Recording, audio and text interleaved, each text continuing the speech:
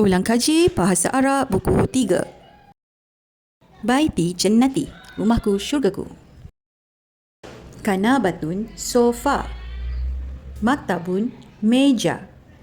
Sarirun, katil. Mir'atun, cermin. Misbahun, lampu.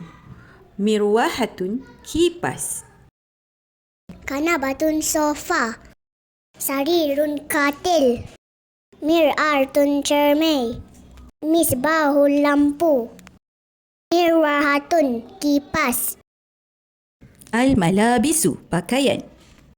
Hizaun, kasut. Bantalunun, seluar. Hizamun, tali pinggang. Qalansuatun, songkok. Qamisun, kemeja. Jarabun, stokin.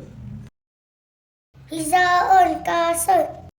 Bantalonun seluar. Hizamun tali pinggang. Kolan suatu songkok. Komisun kemeja. Jarabun stokin. Asya'ul matbakhi, peralatan dapur. Sikinun, pisau. Finjanun, cawan. Sahnun, pinggan. Kuzun, jag. Mil'aqatun, sudu. Qidrun, periuk. Sikinun pisau.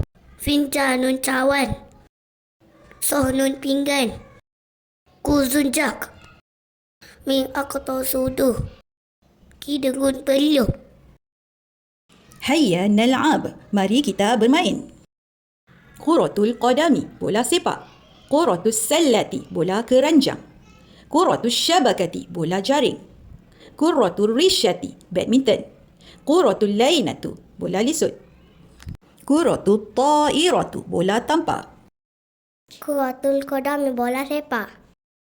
Kuratul salati bola keranjang. Kuratul syabakati bola jaring. Kuratul risyati badminton. Kuratul lainatu bola lisut.